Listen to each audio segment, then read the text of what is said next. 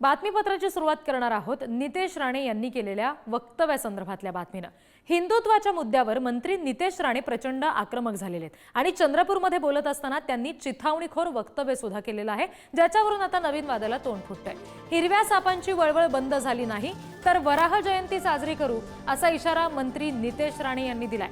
लव जिहाद सारखी नाटकं बंद केली नाहीत तर तुरुंगात टाकू असं देखील राणे यांनी म्हटलंय। चंद्रपूरमध्ये हिंदू धर्मसभेत आक्रमक सूर नितेश राणेंचा पाहायला मिळाला। हिंदुत्वाचे बाप सरकारमध्ये बसलेत असंही यावेळी नितेश राणे यांनी सुनावलं।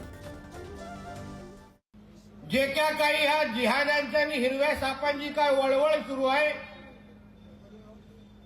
त्या सगळ्या जणांना कळलं पाहिजे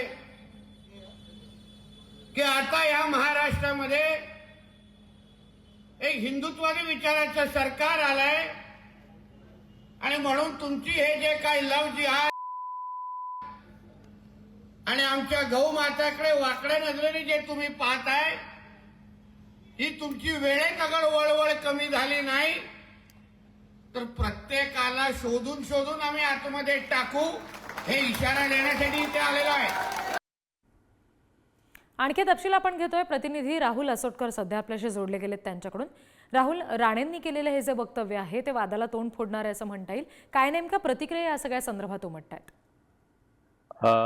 काल चंद्रपुरात हिंदू धर्मसभाचं आयोजन करण्यात आलेलं होतं आणि या सभेला प्रमुख जे वक्ते होते कॅबिनेट मंत्री नितेश राणे होते आणि त्याने जेव्हा भाषणाला सुरुवात केली त्यात अनेक चिथावणीखोर वक्तव्य त्यांनी यावेळी केली आहे।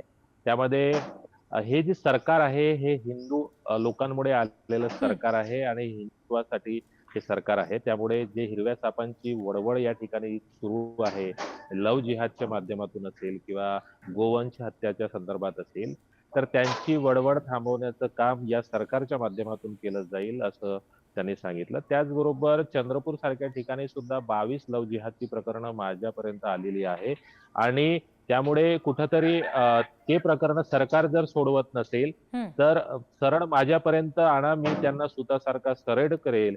तुम्ही जर सुधारले नाही तर प्रशासनाकडून परवानगी घेण्याची गरज नाही, आता सरकार आमचं आहे, आम्ही लगेच वराह जयंती सुरू करू आणि तुमच्या घरासमोर डुक्कर फिरवू इथपर्यंत चिथावणीखोर वक्तव्य या धर्मसभेच्या माध्यमातून करण्यात आलेलं आहे।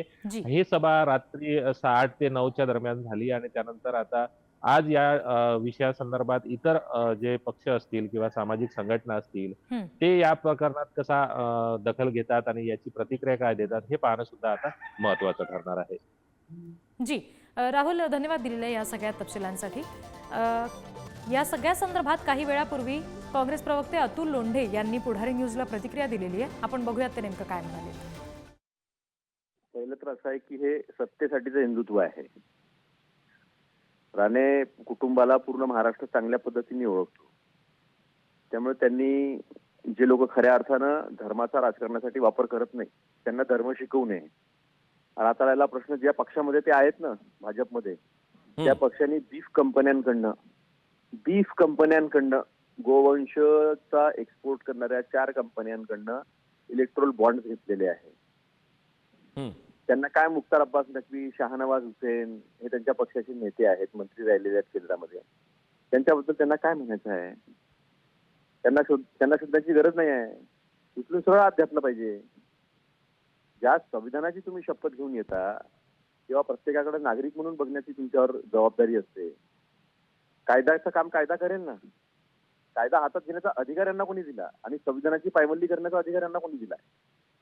तुम्ही धर्माच्या नावाने राजकारण करता। तिथे जाऊन बोलला असता की चंद्रपूर आणि भंडारा, गोंदिया, गडचिरोली या जिल्ह्यामध्ये मत्स्यमारी जी आहे ते मोठा उद्योग व्यवसाय होऊ शकतो, लोकांना रोजगार मिळू शकतो मोठ्या प्रमाणावर।